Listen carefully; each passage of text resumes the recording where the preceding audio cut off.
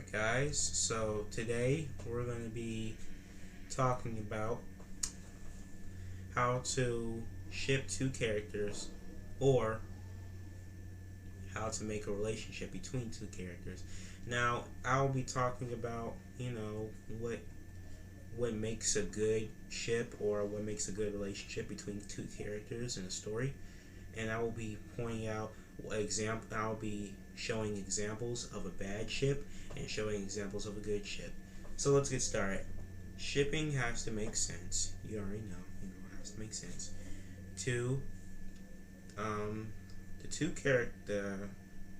characters that you're shipping has to have the amount that, or two characters that you're going to make a relationship about have to have a good amount of screen time together in the series.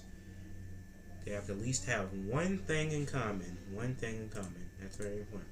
One thing in common. Screen time, and one thing in common. Very important. Very important. I'm sorry if you hear some background noise. There's some construction or something where I live or something. I don't know. Okay, 5.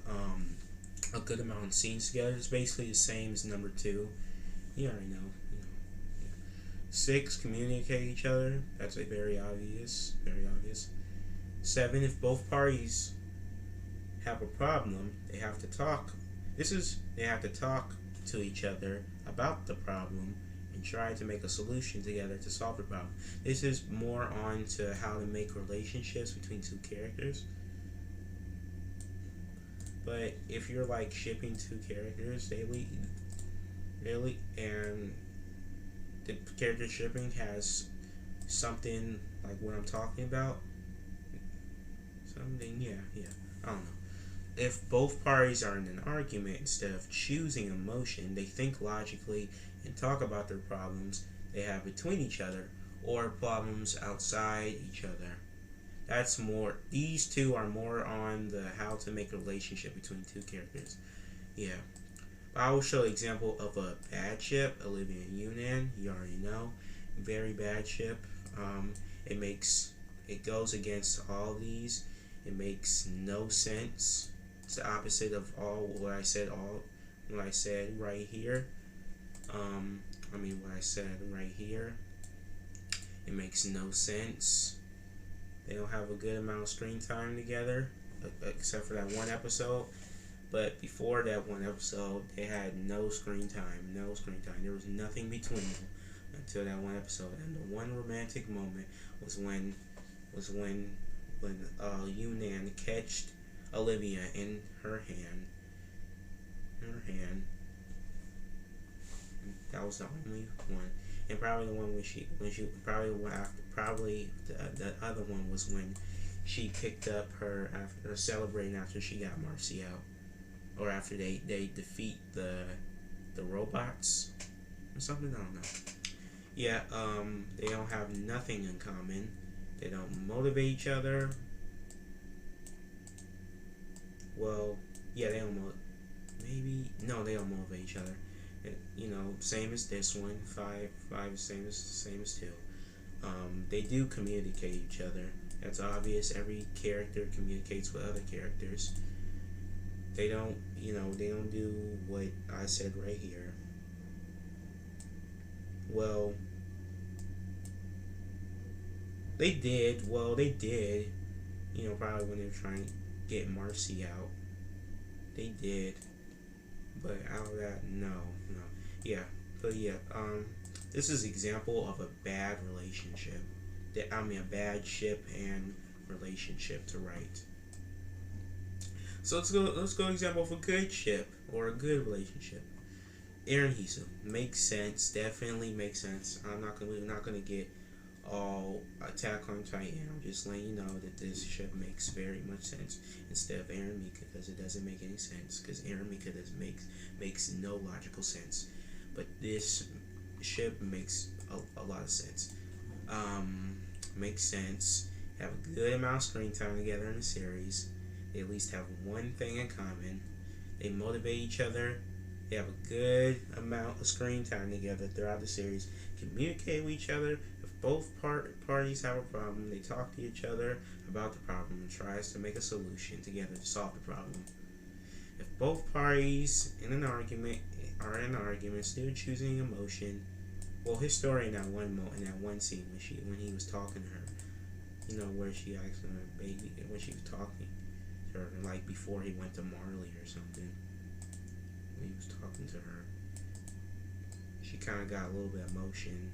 But yeah, besides that, they do think logically and talk about problems between each other or problems outside each other. And yeah, this is an example of a good ship. And this is very bad ship. It's very bad. So yeah, that's it.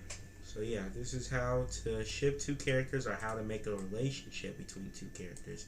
So yeah, you can take my advice if you want, definitely. And yeah, make sure to like and subscribe. Do anything you want. And yeah, that's it. See ya. Update. So I was editing, and then right when I was talking about the erehisu, you know, definitely very good ship. And I was talking about here about both parties in the argument instead of choosing emotion. Well, I was Historia was choosing emotion, especially in this scene when Eren tells tell him his plan. Tell her his plan. You know. なんで殺されるのかわからない人がほとんどなんだよ。分かってる。でも憎しみによる報復の連鎖を完全に終結させる唯一の方法は、憎しみの歴史を文明ごとこの世から葬り去ることだ。お前に島の生贄になるためだけに生まれる子を産ませ、親子同士を殺せ続けるような真似は俺がさせない。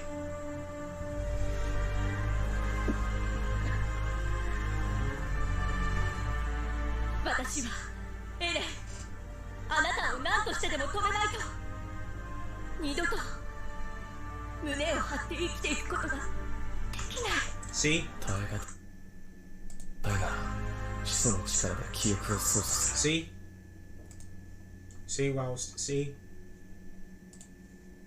See, she was kind of choosing emotion instead of in this one scene, instead of logic. And then after that she told him like have a baby. Like, what do you think about me having a baby? And I'm thinking about this. Why would she ask him to have a baby with him? And let's think about it in like alternate AOT ending thing. It's like saying she was basically saying, hey Eren, if your plan doesn't work, or if your plan doesn't work,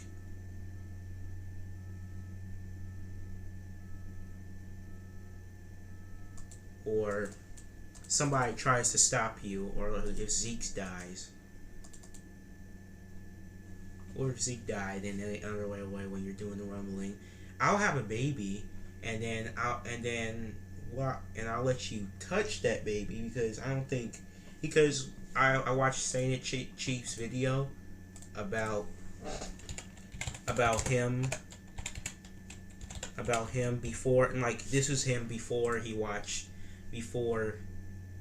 the AOT ending.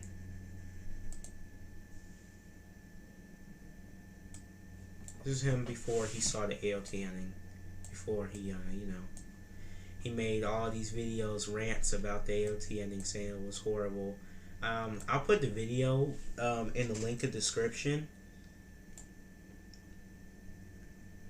And he made his theory made the most sense, by the way.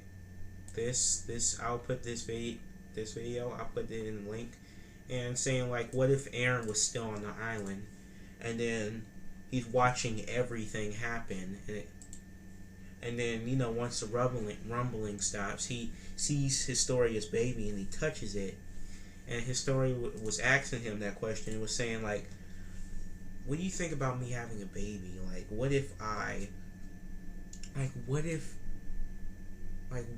something would have happened and then the rumbling stops? What if Rumbling stops. How about this? How about you touch that? How about you touch that baby,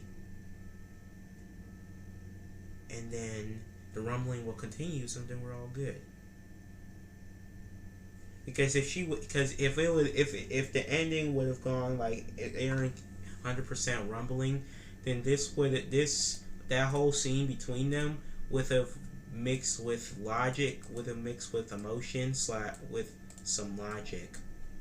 So yeah, that was it. See ya.